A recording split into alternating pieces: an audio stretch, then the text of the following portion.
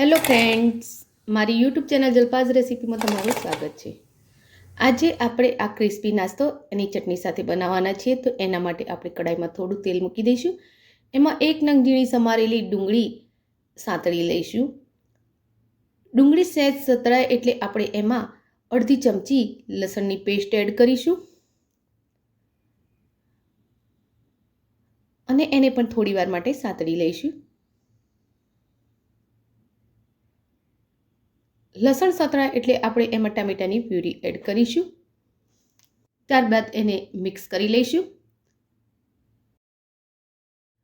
હવે આમાં 2 થી 3 ચમચી ટામેટાનો કેચઅપ એડ કરીશું। તો ટામેટાનો કેચઅપ સ્વાદ મુજબ વધુ ઓછો મિક્સ કરી શકાય છે અને ચપટી જેટલું મીઠું એડ કરી લઈશું। એની સાથે જ તીખાશ માટે આપણે એમાં થોડું મરચું પણ એડ કરી લઈશું અને હવે એને સાંતળી લેવાનું છે। તો આ આપણી ચટણી તૈયાર થઈ ગઈ છે। તો હવે એની સાઈડ પર કરી લઈશું। ત્યારબાદ મિક્સી જારમાં આપણે 10 થી 12 કળી લસણ લઈશું, 2 ઇંચ આદું લઈશું અને 7 થી 8 તીખા મરચાં લઈશું। સ્વાદ મુજબ મરચાંની માત્રા ઓછી વધુ કરી શકાય છે। હવે એને મિક્સી જારમાં ક્રશ કરી રેડી કરી લઈશું। ત્યારબાદ મેં અહીં કોબીજને રફલી કટ કરેલી છે, તો એને પણ આપણે મિક્સી જારમાં લઈ લઈશું અને પલ્સ મોડ પર આ રીતે ઝીણી કરી લઈશું। તો એને પલ્સ મોડ પર જ આપણે ક્રશ કરવાની છે, જેથી કરી કોબીમાં પાણી છૂટું ન પડે અને આ રીતે એકદમ ખુલ્લી રહે। હવે આપણે ગાજર લઈ લઈશું। ગાજરને પણ મેં અહીં રફલી કટ કરેલા છે, તો એને પણ આપણે મિક્સી જારમાં લઈ પલ્સ મોડ પર આ રીતે ક્રશ કરવાના છે। જે બાઉલમાં આપણે કોબીજ લીધી છે એ જ બાઉલમાં ગાજરને પણ મિક્સ કરી લઈશું। ત્યારબાદ આપણે જે આદુ લસણ મરચાંની પેસ્ટ રેડી કરી છે એ પણ એમાં એડ કરી લઈશું।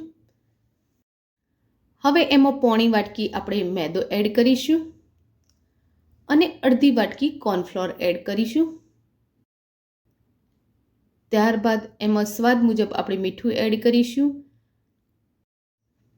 મોટી 1 ચમચી જેટલો આપણે એમાં રેડ ચીલી સોસ એડ કરીશું અને 1 ચમચી આપણે સોયા સોસ એડ કરીશું। હવે આ બધી જ વસ્તુને આપણે સારી રીતે હલાવી મિક્સ કરી લઈશું। તો ફ્રેન્ડ્સ, રેસીપીને આગળ જોઈએ તે પહેલાં એક રિક્વેસ્ટ છે, તમે મારી ચેનલ પર નવા છો અને હજુ સુધી મારી ચેનલને સબસ્ક્રાઇબ નથી કરી તો કરી લો। બાજુમાં આપેલા બેલ આઇકનના નિશાન ઉપર ટચ કરી ઓલના નિશાન પર ક્લિક કરો, જેથી કરીને તમને મારા નવા વિડીયોની નોટિફિકેશન મળતી રહેશે। આપણે આના સારા કલર માટે ફૂડ કલર પણ એડ કરી લઈએ। તો થોડોક આપણે 2 ચપટી જેટલો ફૂડ કલર એડ કરીશું।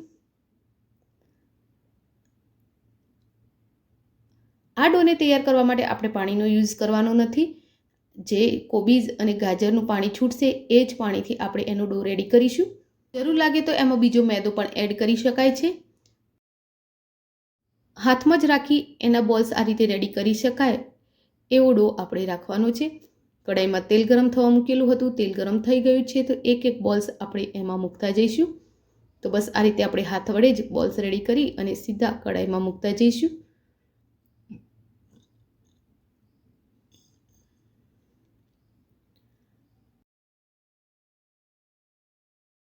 સહેજવાર સતળાય એટલે એને આપણે હલાવી છૂટા પાડી લઈશું અને થોડી વાર માટે મીડિયમ ગેસના ફ્લો પર એને એકદમ ક્રિસ્પી કરી લેવાના છે।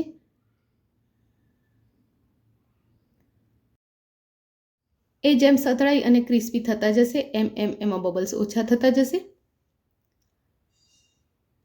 અને હવે આમાં બબલ્સ એકદમ ઓછા થવા લાગ્યા છે અને આ બોલ્સ પણ આપણા એકદમ ક્રિસ્પી થઈ ગયા છે। તો એને બહાર કાઢી લઈશું અને આ જ રીતે બીજી બેચ રેડી કરી લઈશું।